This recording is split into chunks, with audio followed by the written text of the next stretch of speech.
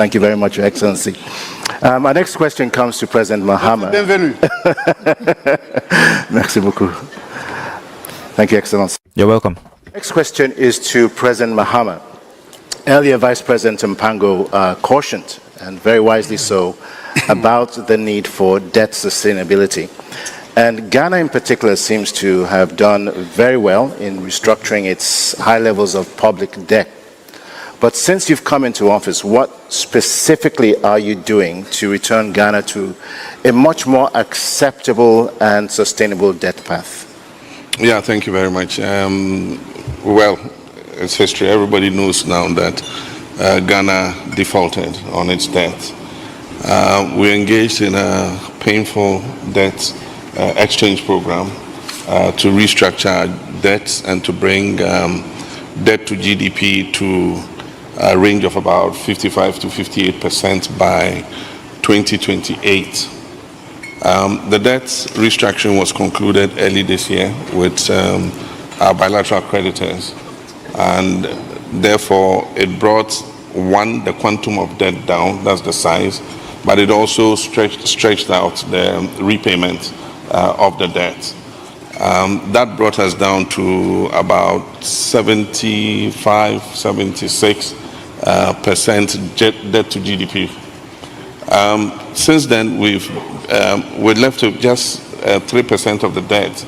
We've covered 97%. It's left with the commercial creditors who hold just about 3% of the debt. And once we do that, then it means that the whole debt restructuring has been completed.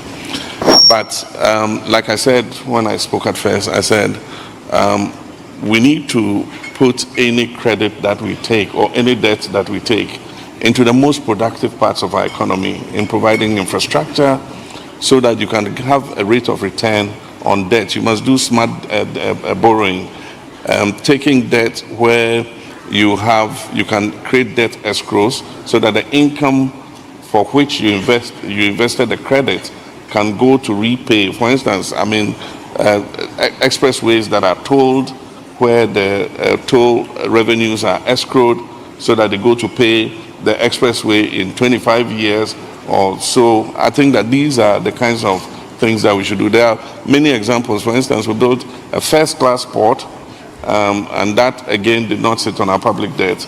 We made our Ghana Ports and Harbours Authority and their partners, Meridian Port Services, build the ports, which cost us about $1 billion, and that port is paying for itself, and that debt does not sit on our books. We built a new airport terminal we call Terminal 3, and again, we built it on the balance sheet of the Ghana Airports Company Limited. And so that project is paying for itself without sitting on our public debt. And so these are some of the innovative ideas that we need to introduce in order that our debts continue to be sustainable. But also increasingly, one of the push factors for the debt is the strength of the value of the local currency. Our debt continued to multiply because the cedi continued to grow weaker. And so you needed more cedis. Because our public debt is stated in cedis, the weaker the cedi becomes against the foreign currencies, the higher it pushes up your debt. Fortunately, some measures we put in place have recently begun to show results, and the cedi has been strengthening. And so we've reduced our total debt over the last 5 months by almost 150 billion cedis, which is very significant. And so if that trajectory continues, the target of reaching 55 to 58% debt sustainability by 2028 will be reached by the end of this year. And that means that it gives us fiscal space to begin to invest in the most productive sectors of the economy. But like I said, we need to look inward, boost domestic revenue, cut wasteful government expenditure, fight corruption, and introduce better accountability in governance. And that is what the focus of my administration is. Thank you very much, President Mahama. Very, very well said. I'm going to pivot back to Vice President Mpango once again. Tanzania in particular has shown great ambition. What is Ghana doing to leverage the value of its tremendous commodities and natural resources? And how well is Ghana coping with the growing uncertainty right now? Thank you very much. After the Second World War, we agreed that a multilateral rule-based trading system was a better way to go. And so a lot of work was done by the World Trade Organization, together with all our countries, to set up the rules for trade amongst ourselves. Unfortunately, that system is being appended, and countries have decided to impose tariffs based on their own interests. And so we've transitioned into a transactional world.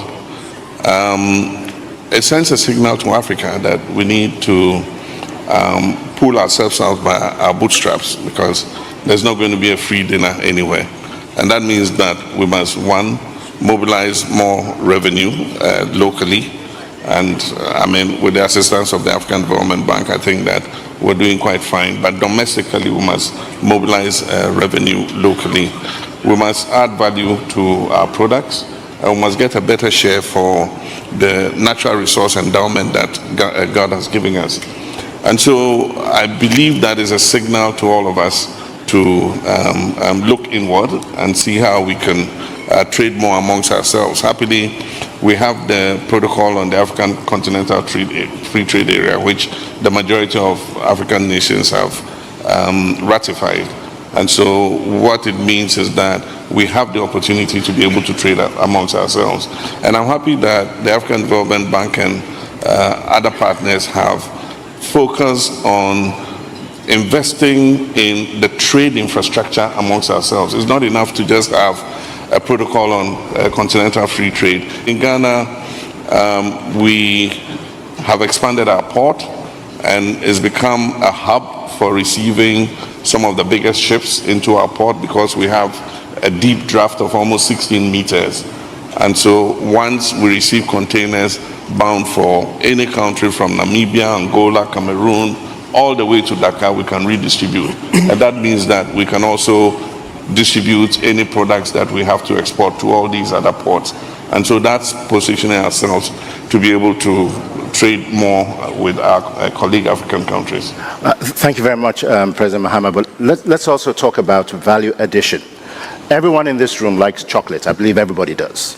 But what I do know, and what we do know, is that other than Ghana and Cote d'Ivoire, the largest producers of chocolate in the world, both countries only occupy a very, very small portion of the finished goods in terms of cocoa. What is it that your country, in conjunction with Cote d'Ivoire, can do, for example, to increase the level at where you're operating in the value chain globally? That's why sometimes you notice that the World Economic Order is rigged against Africa. We can increase processing overnight, but you have non-tariff barriers in exporting into some of the markets. Unless they bring a processor from outside, from Europe, who comes and sets up a processing plant and gets all the regulatory things in place. I mean, an indigenous person setting up a processing plant sometimes has a very big difficulty exporting finished products into the EU market and into the American market.